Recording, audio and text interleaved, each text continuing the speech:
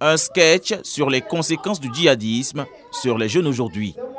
Des jeunes voulant réussir sans fournir d'efforts, tombant dans les filets des djihadistes aux frontières. Nous sommes à un forum qui rassemble les jeunes de 3 pays, le Mali, le Burkina Faso et la Côte d'Ivoire, pays hôtes. Ce rendez-vous est à l'initiative de l'Union transfrontalière des collectivités territoriales de l'espace Sikasso, Korogo, Bobo Dioulasso, SKBO. Pendant 2 jours, ces jeunes ont travaillé en plénière et en groupe sur une thématique de haute portée sociale et sécuritaire, jeunesse de l'espace SKBO, sentinelle de la paix et artisans de la cohésion sociale. Les terroristes savent manipuler, les terroristes savent jouer avec le point faible de notre jeunesse. Et je pense que nous avons une jeunesse assez responsable. On l'a bien vu avec la représentation dans la salle. Il y a les présidents des jeunes et le message, je pense, que va bien passer pour que les jeunes puissent tourner le dos au phénomène. Il ne faudrait pas se laisser miroiter par ces belles propositions qu'on leur fait, dont le seul but est de les distraire et de les détourner de l'essentiel.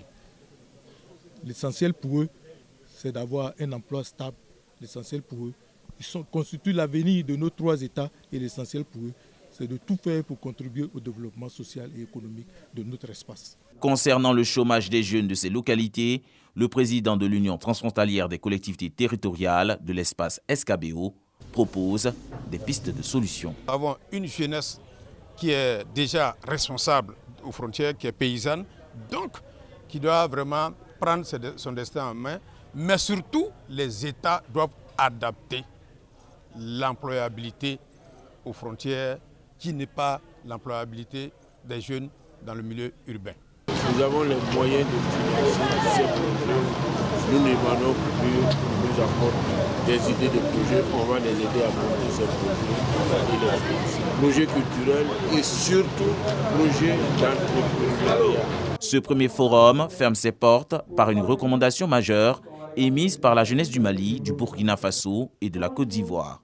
Elle sollicite auprès de l'UEMOA l'intensification des actions culturelles transfrontalières, pierre angulaire de la préservation de la paix.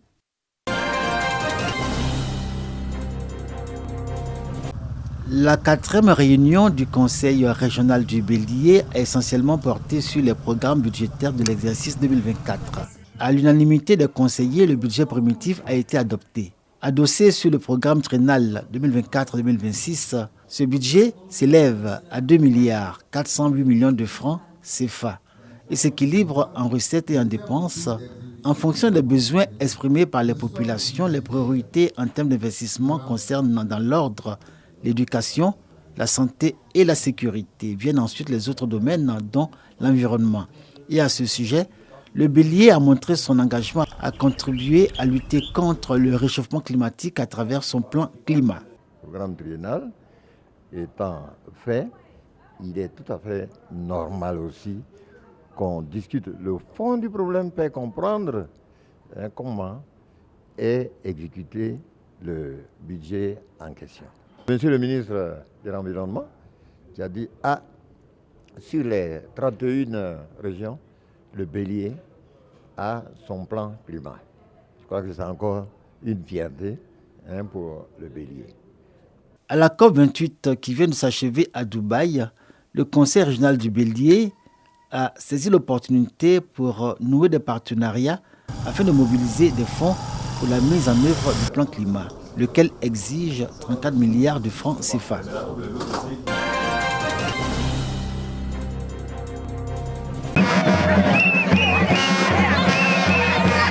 Venus des localités du département d'Oumé, plusieurs centaines de femmes et hommes, membres d'associations pour la valorisation de l'entraide communautaire, se sont retrouvés pour la fête du partage dans la localité de Zangué, à 6 km d'Oumé.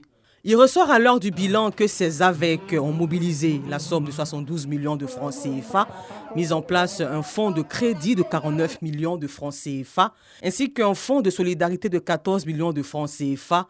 S'est réjoui le chef de projet avec Adrien Conan qui, fort de ses résultats, a tenu à donner quelques conseils qui permettraient de pérenniser le projet dans les villages et campements pour l'autonomisation et l'épanouissement des femmes et partant des ménages. La cérémonie présidée par le sous-préfet Kone Madjouma a été l'occasion pour plusieurs communautés séduites par la mobilisation, l'enthousiasme et l'épanouissement qui se lit sur le visage des femmes ont manifesté leur intérêt d'adhérer aux AVEC. Des AVEC constituent aujourd'hui une porte de sortie de la pauvreté pour les ménages.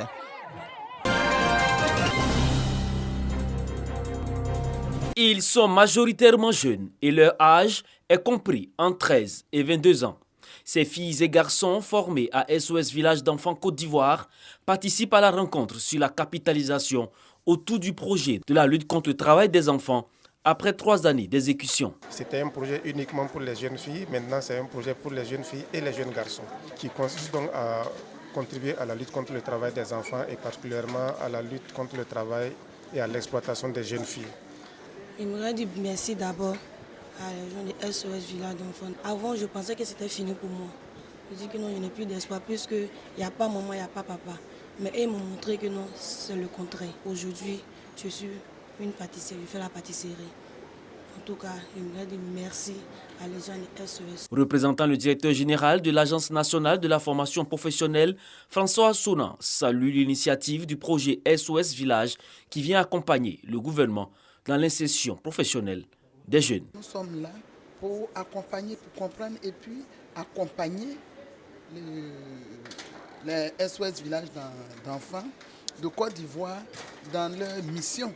Parce que c'est une grande mission que de pouvoir récupérer d'abord des jeunes filles, des portefeuilles que nous voyons à travers tous nos marchés un peu partout et qu'aujourd'hui on fasse de ces jeunes filles-là des compétences sûres et des personnes autonomes. La qualité de la prise en charge constitue une dimension capitale dans la mission de SOS Village d'Enfants. 650 jeunes filles et garçons sont pris en compte dans le cadre de ce projet.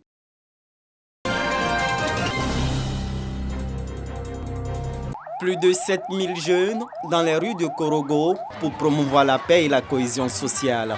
L'événement est baptisé Marathon du Poro, plus connu sous l'appellation Poro Run en anglais. Chaque année, les jeunes arrivent de tout le pays pour communier et se faire des amis. Cette année, un thème majeur au cœur de ces retrouvailles, l'utilisation positive d'Internet. Pendant 2 jours, ces jeunes ont été formés sur ses avantages, mais surtout ses inconvénients pour eux-mêmes en tant qu'adolescents et pour la sécurité de leur pays. La fête s'est achevée par un concert géant. Pour le commissaire général de ce marathon, ce rendez-vous annuel est un test grandeur nature pour la CAN 2023 qui pointe à l'horizon.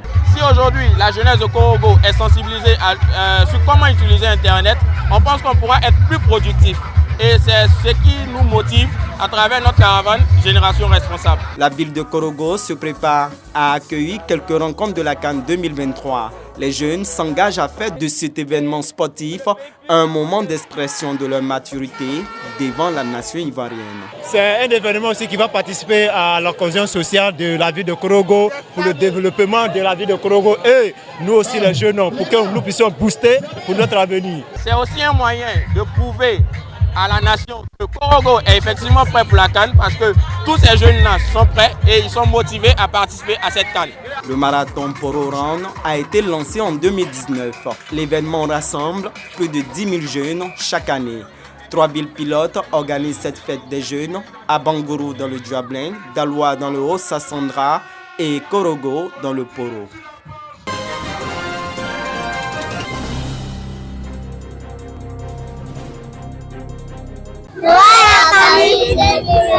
C'est super! C'est la première fois que les tout-petits de Kani, dans la région du Ourodougou, célèbrent la fête de Noël. À l'initiative de l'inspection de l'enseignement préscolaire et primaire, un mini-parc d'attractions constitué de toboggans et de structures gonflables sont installés pour le bonheur des enfants. En inaugurant ce parc, le préfet du département de Kani et les autorités en charge de l'éducation dans la région souhaitent une pérennisation de cette action. Nous croyons que nous allons rééditer l'espoir, mais à un plus grand niveau avec tous les élèves, parce que cette fois-ci, c'est la maternelle et le CP. Alors prochainement, on va voir comment faire pour passer au stade supérieur. La Noël à Kani Une première du genre, et les enfants ont eu droit à des cadeaux du Père Noël, à des prestations de clowns, de poésie et d'un concours du plus beau garçon et de la plus belle fille de Noël.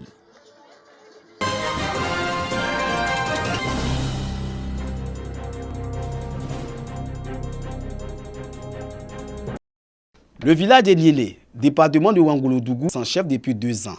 Ce vide est comblé par l'intronisation du nouveau chef. Ouattara Ladi Mamadou est choisi après des conciliabules des anciens de la famille dans le respect des us et coutumes.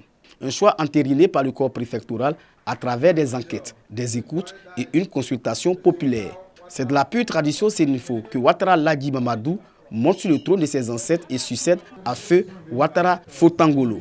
Le nouveau chef fait de la cohésion et du vivre ensemble entre les filles et fils et du développement des Niélé ses priorités. La priorité pour moi sera d'abord la cohésion entre les fils et les filles du village, amener les uns et les autres à se parler et à travailler ensemble. Donc j'irai plus vers les populations pour leur parler le bien fondé du développement du village pour qu'ils puissent venir aider les paysans. Les cadres et les autorités locales s'engagent à accompagner le chef dans le sort de la localité. Ça fait près de 2 ans que nous avons perdu le précédent chef et l'administration préfectorale a conduit le processus de désignation du nouveau chef dans toute sa rigueur. Niélé a besoin d'un chef pour continuer son développement. Vous comprenez qu'un village sans chef, c'est un village, on va dire, sans âme. Cette intronisation du chef de Niélé va nous permettre de réaliser beaucoup de choses pour Niélé dans le sens du développement. Ouattara Ladi Mamadou est le frère cadet des 3 précédents chefs. Le riche patrimoine culturel sénifo a été invité au cours de cette cérémonie d'intronisation du nouveau chef de Niélé.